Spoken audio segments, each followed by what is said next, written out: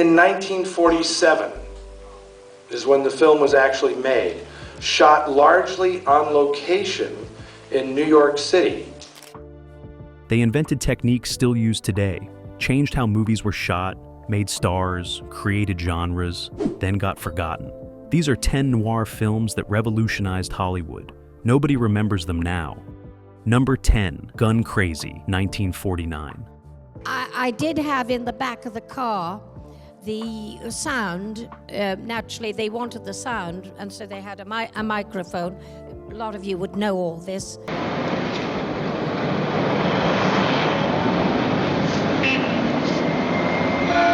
Joseph H. Lewis directed Gun Crazy in '49 on a low budget for King Brothers Productions. Created the first Bonnie and Clyde outlaw couple film. Invented techniques that influenced everyone from Goddard to Scorsese. Then it disappeared completely. Nobody talks about it anymore, despite changing cinema forever. John Dahl plays Bart Terre, a sharpshooter obsessed with guns. Meets Annie Laurie Starr, played by Peggy Cummins, at a carnival. She's a sharpshooter too. They fall in love, go on a crime spree, rob banks, kill people, end up hunted in a swamp, both die. The film created the doomed outlaw couple template. Bonnie and Clyde in '67 copied it directly. So did Badlands, True Romance, Natural Born Killers. All owe everything to Gun Crazy. The bank robbery sequence revolutionized cinema. Lewis shot it in one continuous 4-minute take. Mounted cameras in the back seat of the car. No cuts. Dahl and Cummins rob a bank while the camera watches from the car. You see them enter the building, wait. Watch them run out, drive away. All real time, all one shot.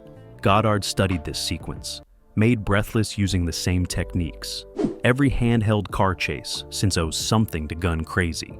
United Artists dumped it as a B picture. Released in January of '50 with zero promotion. The film made minimal money, disappeared within weeks. Critics ignored it completely. Lewis made a masterpiece on no budget. Nobody cared. The techniques he invented became standard. He got no credit. Peggy Cummins plays Annie as purely amoral. She likes killing, gets sexual pleasure from violence. Cummins makes her a psychopath, hiding behind beauty. The performance influenced every femme fatale after. But Cummins never became a star. The film flopped. She returned to Britain, barely worked in Hollywood again. The sexual subtext is explicit. Guns as phallic symbols. Shooting as an orgasm. The film opens with young Bart shooting at windows. Gets sent to reform school. Grows up obsessed. Meets Annie. They shoot together. The eroticism of match skill. Lewis, making violent sexual decades before anyone else dared. The film's influence is everywhere, but uncredited. Arthur Penn watched it before making Bonnie and Clyde. Copied the structure. The doomed romance. The violence as erotic. Terrence Malick studied it. Badlands is basically Gun Crazy in the '50s. But nobody mentions Lewis. Nobody credits Gun Crazy. The film that invented the template gets forgotten, while its copies become classics.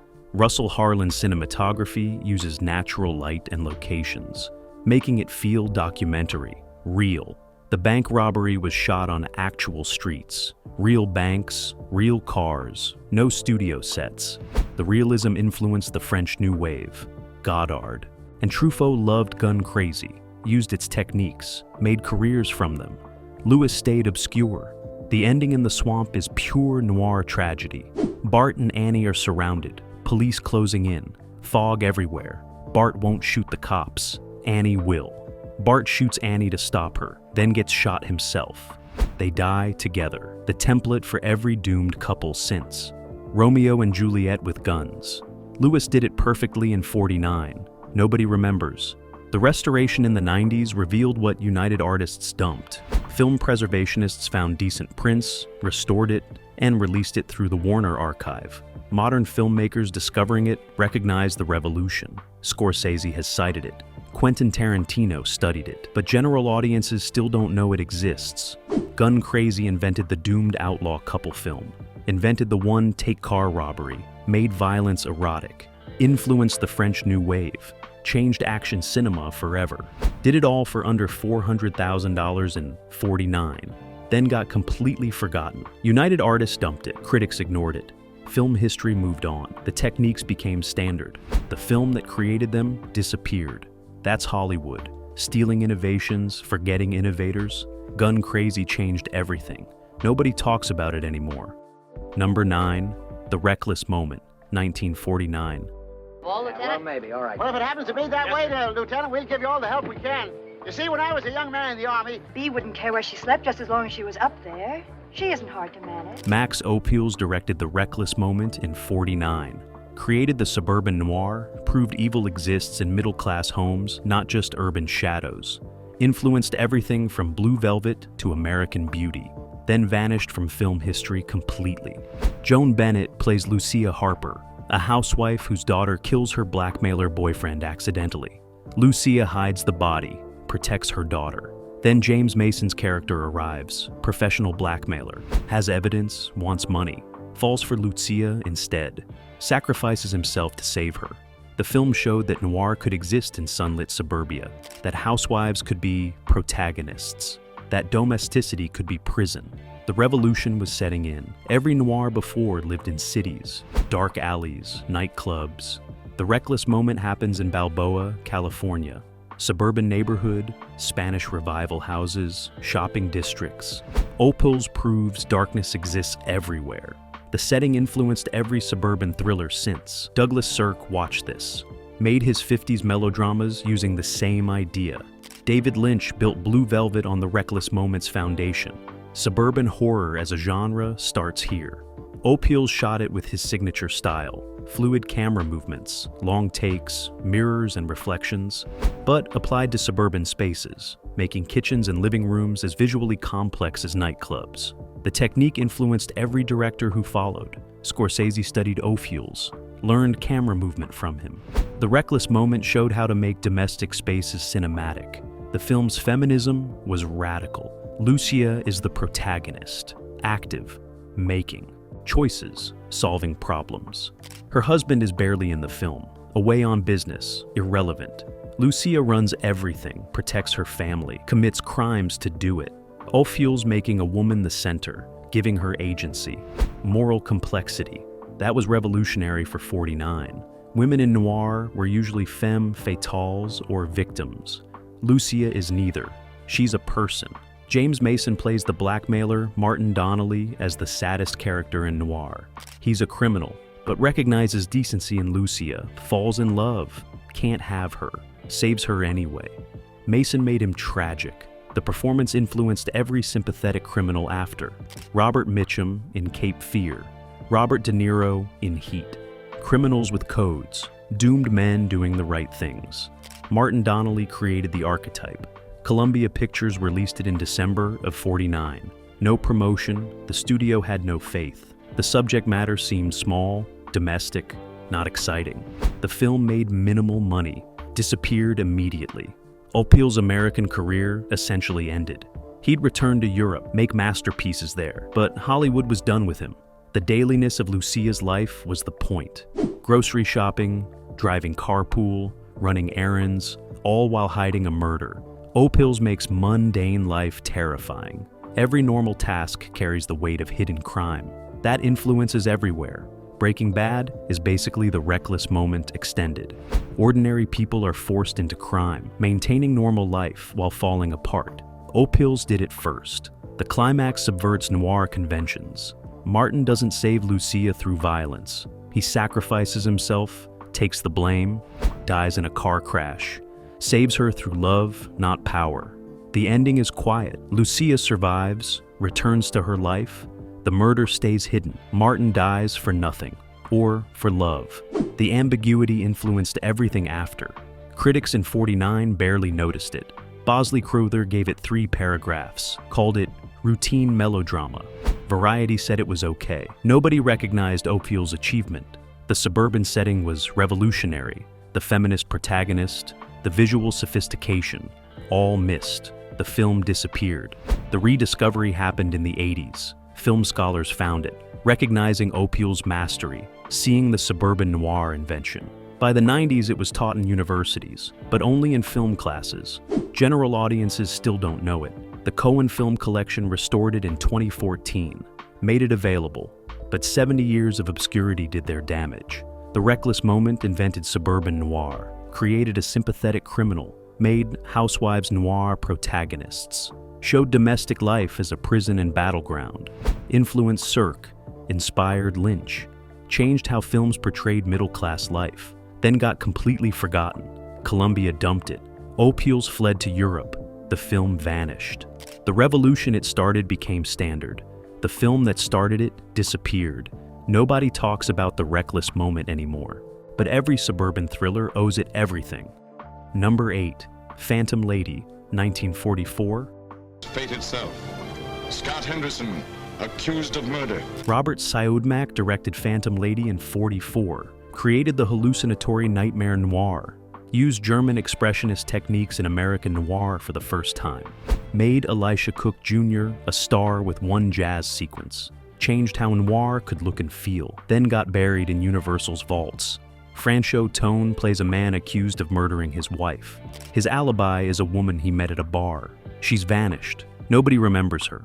His secretary, played by Ella Raines, tries to find the Phantom Lady, prove he's innocent, descends into New York's nightmare underworld. The film used expressionist shadows and angles, made reality feel dreamlike, unstable. Every noir's visual style owes something to Phantom Lady. The jazz sequence is legendary among film scholars, unknown to everyone else. Elisha Cook Jr. plays a drummer. Raines goes to a jazz club, seduces Cook to get information. He drums. The sequence runs several minutes. Cook getting more frenzied, more sexual, the drumming becoming orgasmic. Siodmak shooting it with close-ups, shadows, sweat, making music visual, making rhythm erotic. Every music sequence in film since studied this. Scorsese watched it repeatedly. The New York sequences copied it, but nobody credits Phantom Lady. The film made Elisha Cook Jr. a character actor legend. He'd work for 50 more years, always playing twitchy criminals. The drumming sequence defined him. Directors hired him because of Phantom Lady, but the film itself got forgotten. Cook became famous. The film that made him disappeared. Ella Raines plays the secretary with determined intelligence. She's not a femme fatale, not a victim. She's an investigator, active, smart, making her own choices. The film centered on a woman's investigation, her perspective, her determination. That was revolutionary for '44. Women could be noir protagonists, could drive the plot. Phantom Lady proved it, then got forgotten, while male-centered noirs got remembered. Woody Bredell's cinematography is extraordinary. Deep shadows, extreme angles, expressionist lighting. The apartment murder scene looks like a nightmare. The city at night becomes a hellscape.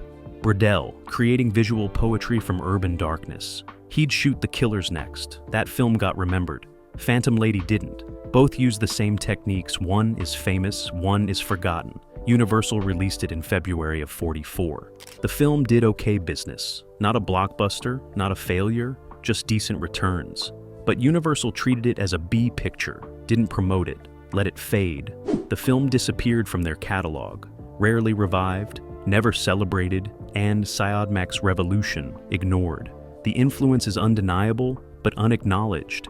Every noir that uses expressionist shadows learned from Phantom Lady. Touch of Evil's visual style? Phantom Lady did it first.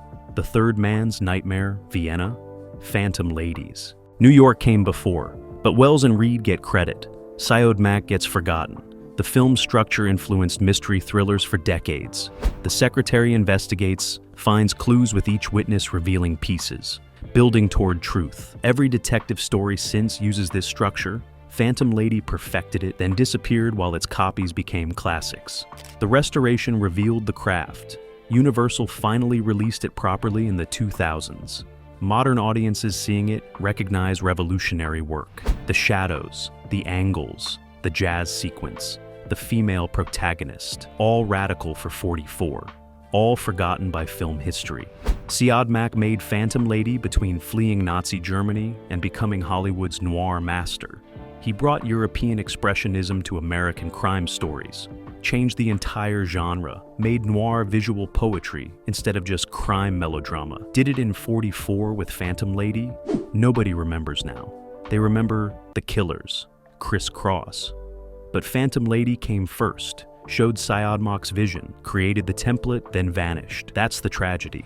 The revolutionary film was forgotten, while its techniques became standard. Phantom Lady changed noir forever. Nobody talks about it anymore. Number 7. They Live by Night, 1948. I have a $30 wedding, which gives a complete recording of the ceremony on records. I have a $20 wedding. Will you just marry us? That'll be $20.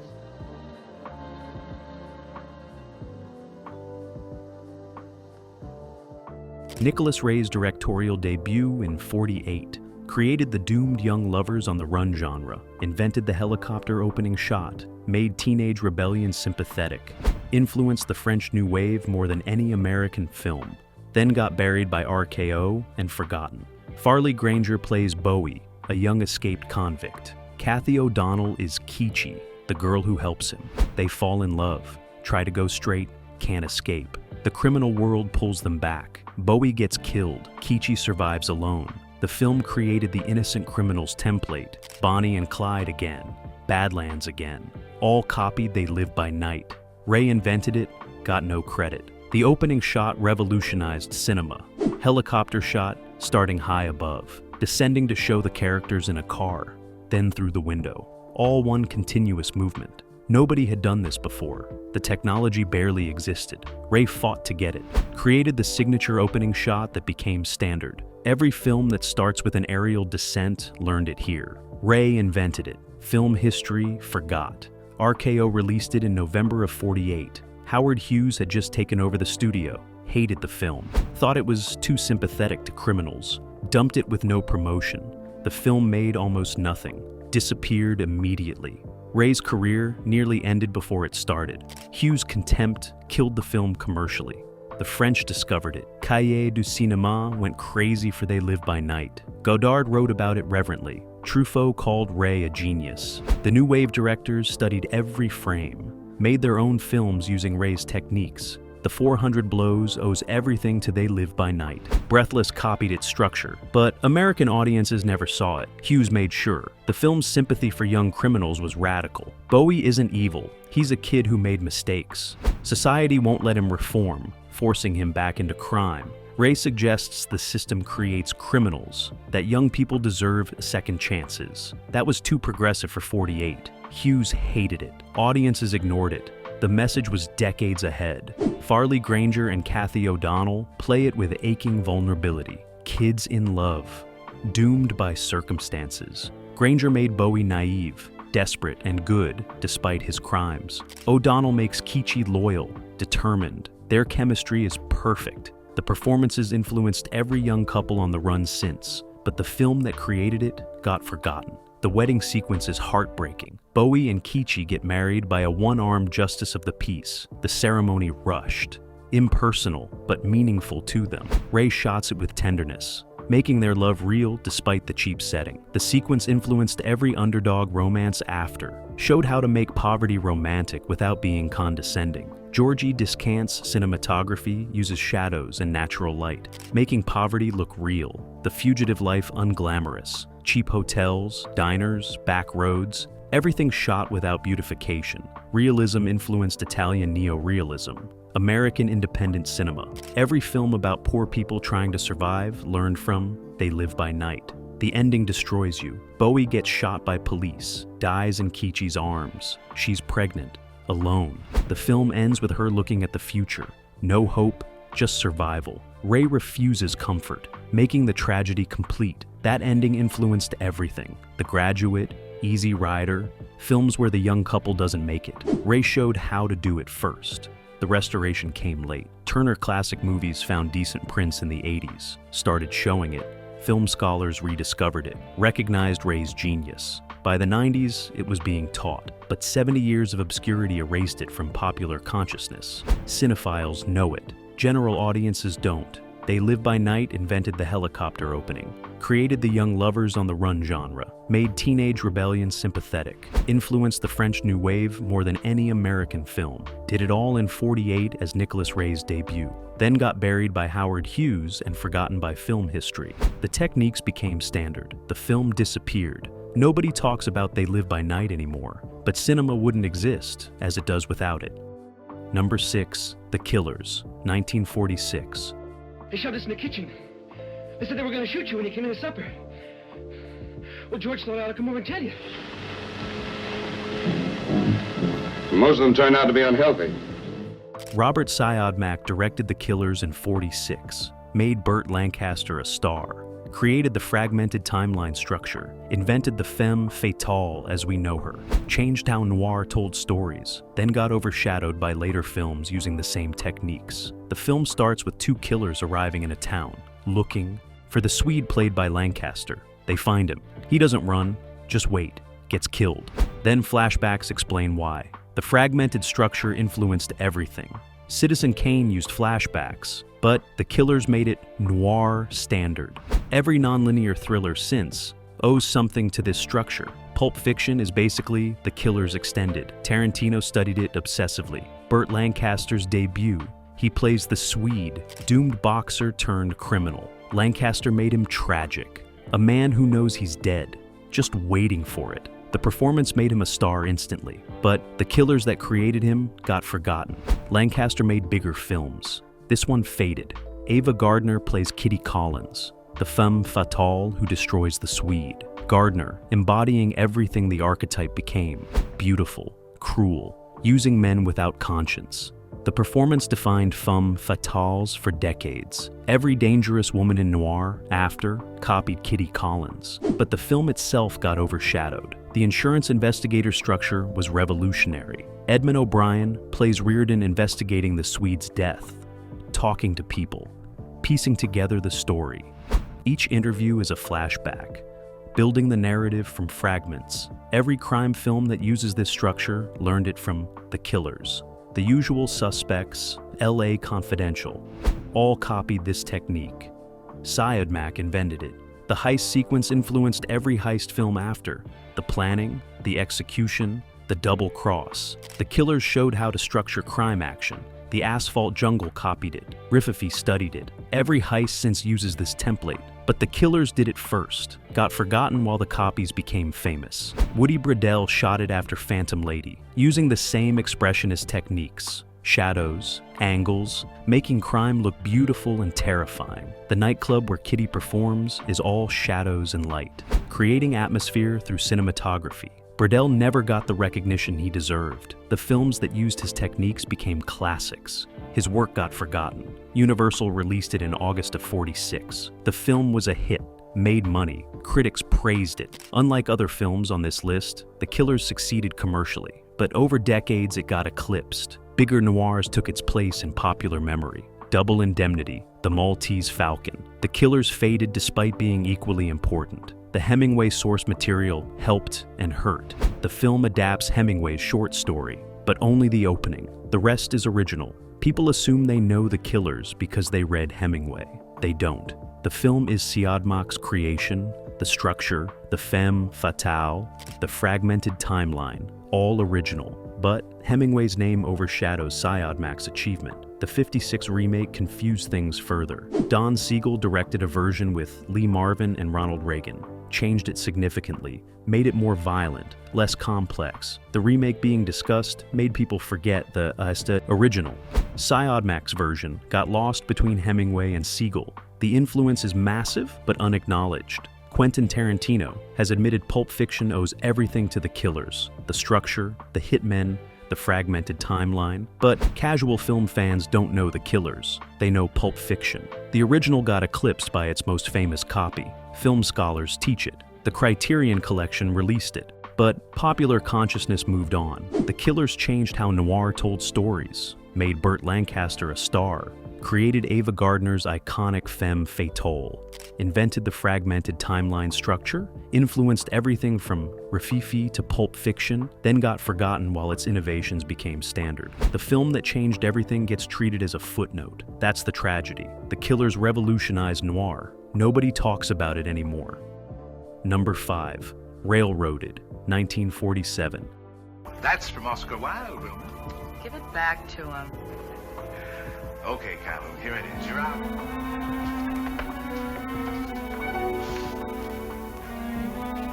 Anthony Mann directed Railroaded in '47, created the police procedural noir, invented the corrupt cop as the protagonist, made violence shockingly brutal for the 40s, changed how crime films portrayed law enforcement, then vanished completely from film history. John Ireland plays a corrupt detective. He's the villain, not a criminal, a cop, using his badge to cover crimes, frame innocent people. The film makes law enforcement the bad guy. That was revolutionary for 47. Police in noir were usually allies, competent, honest, railroaded, showed them as corrupt, as criminals with badges. Every corrupt cop film since owes this one everything. The violence was unprecedented. A man gets shot in the face with a gun pressed against his cheek. You see the impact, death. Man shot it without flinching, making violence ugly, real, not glamorous. This influenced film noir violence for decades, made brutality acceptable, changed what audiences could see. But the film that did it first got forgotten. The procedural elements created a genre. The film shows police work, investigation, following leads, building cases, but making it corrupt, showing how cops can manipulate evidence, frame suspects, abuse power. The structure influenced every police corruption film after. Serpico, Training Day, The Shield, all learned from Railroaded how to show corrupt procedures. Sheila Ryan plays a nightclub singer helping the framed suspect. She's not a femme fatale, she's decent, trying to help. The performance influenced later noirs, showing working women as allies, not enemies, making club singers human, not dangerous. Railroaded complicated noir's women before it became common. Guy Rowe's cinematography is harsh, bright lights, hard shadows, making everything look cheap and real, not romantic, not beautiful, just urban crime as it exists. The style influenced the police procedurals of the 50s and 60s. Dragnet learned from this, made police work unglamorous, real, railroaded, showed how. PRC released it, Poverty Row Studio. The film cost almost nothing. Shot in days, released on double bills, made minimal money, disappeared immediately. But Mann's talent was obvious. This led to better projects. T-Men, Raw Deal, Mann became important. Railroaded got left behind. The framing plot was innovative. An innocent man was arrested, evidence planted, the system rigged against him. His girlfriend trying to prove innocence. The corrupt cop blocking her. Every wrongful conviction thriller since uses this structure. The Fugitive, The Shawshank Redemption. But Railroaded created it. Nobody remembers. The ending is unusually bleak. The corrupt cop gets killed, but the system continues. Other corrupt cops exist. The film suggests this isn't one bad apple. It's institutional. That message was too radical for 47. The audience wanted comfort. Railroaded gave them reality. They rejected it. Film noir scholars know Railroaded exists. Teach it as an example of Mann's early work, but it's always positioned as an apprenticeship, not as revolutionary. The techniques Mann learned here, the police corruption, the brutal violence, all treated as preparation for better films. But Railroaded invented those techniques. It's not practice, it's innovation. The public domain status hurt it, like Detour and DOA. Railroaded lost copyright protection, played on television in terrible prints. The poor quality made it seem cheap, disposable. People couldn't see Mann's craft through the degraded images. The film's reputation suffered from bad presentations. The restoration happened late. Film preservationists finally found decent elements in the 2000s, restored it properly. Modern viewers seeing quality presentations recognize Mann's achievement. The violence, the police corruption, the procedural detail, all revolutionary for 47, all forgotten by popular culture. Number 4, Border Incident, 1949. Looking for somebody? Gives you the answers bluntly, directly, dramatic. Anthony Mann directed Border Incident in 49 for MGM. Created the border noir, showed immigration as noir subject, made social issues action cinema, influenced everything from Traffic to Sicario, then got buried in MGM's vaults and forgotten. Ricardo Montalban plays a Mexican immigration agent. George Murphy is his American counterpart. They go undercover investigating smuggling rings exploiting migrant workers. The operation goes wrong, Montalban gets killed, murdered in a farm field, plowed under by machinery. His death is shockingly brutal. Mann makes social commentary through violence. The technique influenced everything after. The film was revolutionary for showing Mexican characters as heroes. Montalban plays with intelligence and courage, equal to the American agent, more than equal. The Mexican perspective is given weight, respect. That was radical for 49. Mexicans in Hollywood films were usually villains or comic relief. The border incident made them protagonists, full human beings. The film influenced how Hollywood portrayed Latin Americans, then got forgotten. The death scene is legendary among film scholars, unknown to everyone else. Montalban's character was discovered by the smugglers. His body was dumped in a field. A plow tractor runs over him, grinds him into the earth. Man shooting it in the shadows, making the violence suggestive but clear. The brutality influenced every crime film after. Scorsese has cited this scene, says it showed him how far cinema could go. But nobody knows about the border incident. The social commentary was ahead of its time. The film shows migrant workers exploited, abused, treated as disposable. The system profited from their labor, destroying them when convenient. Man making capitalism the villain. Immigration enforcement complicit. That message couldn't land in 49. Too radical, too critical of America.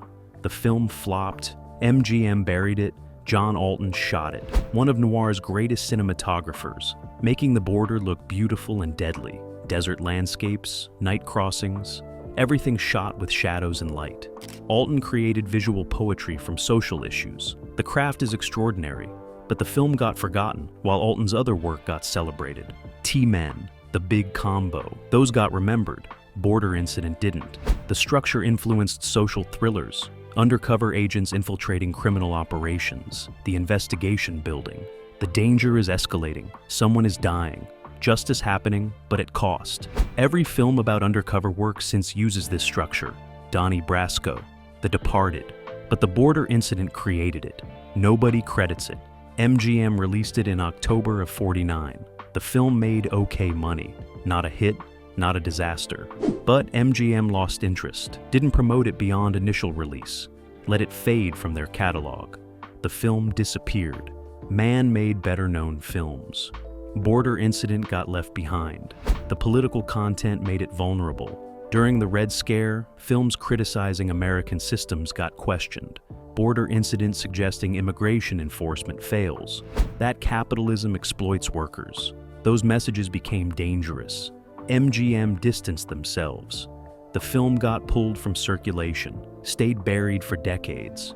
The rediscovery happened through film scholars studying man, finding Border Incident, recognizing its importance, the border setting, the social commentary, Montalban's performance, the death scene. By the 80s it was being taught, but only in universities. Popular audiences never found it. The relevance aged perfectly. Border issues, immigration debates, worker exploitation. Everything the Border Incident showed in 49 still exists. The film could play today, would feel contemporary. That's the tragedy. Man made a film ahead of its time. The audience weren't ready. By the time they were, the film was forgotten. Border Incident created the border noir, made immigration action cinema, showed Latin American characters as heroes, depicted worker exploitation brutally, influenced. Everything from Traffic to Sicario, did it all in 49 with Ricardo Montalban and shocking violence. Then got buried by MGM and forgotten by film history. The border thriller genre exists because of this film. Nobody knows it anymore. That's Hollywood erasure, stealing innovations, forgetting the source. The Border Incident changed cinema. Nobody talks about it. Number 3, The Window, 1949.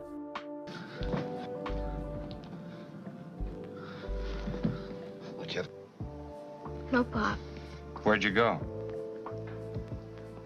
Ted Tetzlaff directed The Window in 49, created the child in a peril thriller, made a 9-year-old boy the protagonist, invented the structure nobody believes in, influenced everything from Rear Window to Witness, then vanished from popular memory completely. Bobby Driscoll plays Tommy, a boy who cries wolf, tells lies constantly. One night he sees his neighbors commit murder, tells his parents. They don't believe him. The killers know he saw them, hunt him through tenement buildings. Tommy survives through resourcefulness. The film created the template, child witness, adult disbelief, desperate survival. Every thriller about kids in danger learned from The Window. Hitchcock watched this before making Rear Window. The structure is identical. Witness to murder. Nobody believes them.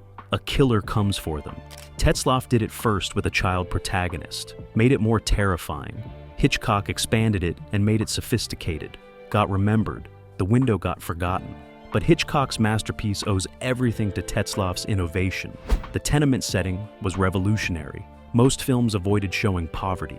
The Window made it central. Cramped apartments, fire escapes, rooftops, Tetzlaff shooting real New York locations, making poverty specific, real. The setting influenced every urban thriller after. The French Connection, Dog Day Afternoon. Films that made cities feel real learned from The Window how to shoot urban poverty. Bobby Driscoll's performance is extraordinary. He was 9, carried the entire film, playing terror and determination, making child intelligence believable, not precocious, just smart, resourceful. The performance influenced how child actors worked after, made studios realize kids could carry thrillers. But Driscoll's career ended badly. Drug addiction, death at 31. The Window that showcased him got forgotten. The finale on the fire escape is unbearably tense. Tommy climbs outside, tries to escape, the killer following. The fire escaped collapsing, Tommy hanging on. The sequence runs several minutes, pure suspense. No dialogue, just survival. Hitchcock learned from this. Every suspense director since has studied it, but The Window gets no credit. William Steiner's cinematography uses shadows and cramped spaces, making the tenement feel like a trap. Every corner is dangerous, every shadow hiding threat. The visual style influenced horror and thriller cinematography for decades, made confined spaces terrifying. But Steiner got no recognition. The film disappeared, his work with it. RKO released it in May of '49. The film was a sleeper hit, made good money, critics praised it. Bobby Driscoll got a special juvenile Oscar. The film succeeded. But RKO didn't capitalize, didn't build Driscoll's career, didn't promote Tetzlaff, let the success fade. The film disappeared despite doing everything right commercially. The structure influenced thrillers forever. Child witnesses crime. Adults don't believe it. A child must survive alone. Home Alone is basically The Window as a comedy. Witness is The Window with Amish people. The Sixth Sense uses the same disbelief structure, but nobody credits The Window. The film that created the template is forgotten. The restoration came late. Warner Brothers owns the RKO library. Released The Window on DVD in 2009. Minimal promotion, archive release. The film is finally available. But 60 years of obscurity erased it from popular consciousness. Film scholars know it, general audiences don't. The psychological realism was ahead of its time. Tommy isn't perfect. He lies, gets in trouble. The parents' disbelief makes sense. They're tired of his stories. The film makes everyone human. Understandable. That complexity influenced psychological thrillers, made characters real instead of types. But The Window that did it first got forgotten. Number 2, Act of Violence, 1948. I'd like you to put yourself in my place. You're an ordinary guy, so you're doing pretty well. You've got a girl that... Fred Zinnemann directed Act of Violence in '48, created the PTSD noir, showed war trauma destroying men years later, made veterans into noir protagonists, influenced everything from The Best Years of Our Lives to The Hurt Locker, then got buried by MGM and forgotten. Robert Ryan plays Joe Parkson, a veteran hunting his former commanding officer, played by Van Heflin. During the war, Heflin's character Frank betrayed his men to save himself. Some died, Ryan survived, crippled, consumed by revenge, hunts Frank for years. The film shows war trauma as a driving force, PTSD before it had a name. The psychological realism influenced every war film after. Van Heflin plays Frank as a man hiding from his past. Successful businessman, loving wife, respected in his community, all built on betrayal, all false. Ryan's pursuit destroys the facade. Heflin showing the collapse, a man whose entire life is a lie. The performance is devastating, made complex characters possible in noir, but the film got forgotten. The structure influenced revenge thrillers forever. Hunter and hunted, past crimes returning, no escape from guilt. The Fugitive uses this structure, so does The Bourne Identity, but the Act of Violence did it first. showed how the past destroys the present, how guilt never dies, the template everyone followed, the film nobody remembers. The Los Angeles sequence is nightmarish. Frank fled through the city at night, encountering prostitutes, criminals, the desperate underclass. Zinnemann making LA look like hell. The descent into noir Los Angeles influenced everything. Chinatown's LA owes something to this. So does LA Confidential, but the act of violence gets no credit. Mary Astor plays a prostitute Frank encounters. Small role, but she brings enormous depth, playing weariness and compassion. A woman who understands failure, knows Frank is doomed, tries to help anyway. The performance influenced how noir portrayed sex workers, made them human, complex, not just femme fatales or victims. Robert Surtees shot it, using shadows and locations, making war trauma visible, the cinematography showing Frank's psychological state. As he descends into guilt, the visuals get darker, more expressionist, more nightmarish. The technique influenced psychological noirs, showed how to make internal states visual. But Surtees' work got forgotten with the film. MGM released it in January of '49. The film made okay money, not a hit.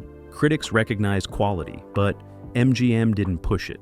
The subject matter was dark, depressing. The studio moved on to lighter fare. Act of violence faded from their catalog.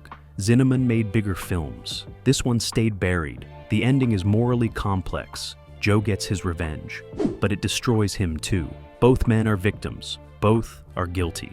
The film refusing simple morality, making revenge hollow, showing that violence solves nothing. That was too sophisticated for '48. The audience wanted clear victories. Act of violence gave them tragedy. Both men lose. The influence on veteran films is undeniable, but unacknowledged. The Deer Hunter showing war destroying men years later. Act of violence did it first. The Hurt Locker's PTSD. Act of violence showed it in '48. But those films get celebrated. Act of violence gets forgotten. The original gets erased while copies become classics. The restoration happened through Turner Classic Movies. They found decent prints, started showing it. Film scholars rediscovered it, recognized Zinnemann's achievement, the psychological depth, the moral complexity. Ryan and Heflin's performances. By the '90s, it was being taught, but popular audiences never found it. Act of violence created the PTSD noir, made war trauma a thriller subject, showed veterans as complex, guilty, damaged, influenced every psychological war film after. Did it all in '48 with Robert Ryan and Van Heflin giving career best performances. Then got buried by MGM and forgotten. The techniques it pioneered became standard. The film disappeared. Nobody talks about act of violence anymore. But understanding modern war films requires knowing it. That's the tragedy. Being essential, being forgotten. The film that changed how cinema portrayed war trauma, lost to history. Number 1, The Stranger on the Third Floor, 1940. I did see him. What was I supposed to do? Take it easy. You did the right thing. Boris Inkster directed The Stranger on the Third Floor in '40, the first true film noir. The origin point, created the visual style, established the themes, made the nightmare sequence standard, influenced every noir that followed. Then it got completely forgotten while its children became classics. The film predates the genre it created. Film noir didn't officially exist in '40. French critics wouldn't name it for 5 more years. But The Stranger on the Third Floor had everything. Expressionist shadows, subjective nightmare sequences, a protagonist tortured by guilt, urban paranoia, the corruption of institutions. Inkster created the template. Nobody knew it yet. John McGuire plays Mike Ward, a reporter whose testimony convicts a drifter of murder. Then Mike's neighbor gets killed identically. Mike realizes he may have sent an innocent man to death row. His guilt manifests as nightmares, a stranger lurking, reality and dream blurring. Inkster created visual vocabulary that every noir used after. The nightmare sequence changed cinema. Mike dreams of being accused, convicted, sentenced to death, all on the same circumstantial evidence he gave. The sequence runs 5 minutes without dialogue, pure visual storytelling. German expressionist techniques in American cinema. Every nightmare sequence after learning from this. Spellbound's dream sequences, Dead of Night, all owe The Stranger on the Third Floor everything. Nicholas Musarrazza shot it, created the noir look here, deep shadows, high contrast, angles that suggested a world tilted off axis. Musarrazza would shoot out of the past, the spiral staircase, become noir's greatest cinematographer. But he developed the style here in 40. The film that created noir cinematography is forgotten. The films that perfected it are remembered. Peter Lorre has a supporting role as the stranger, the drifter everyone suspects. Lorre played him with bug-eyed intensity, making the stranger both victim and boogeyman. The performance influenced every sympathetic monster after. Lorre making ambiguity visible. Is he dangerous? Is he harmless?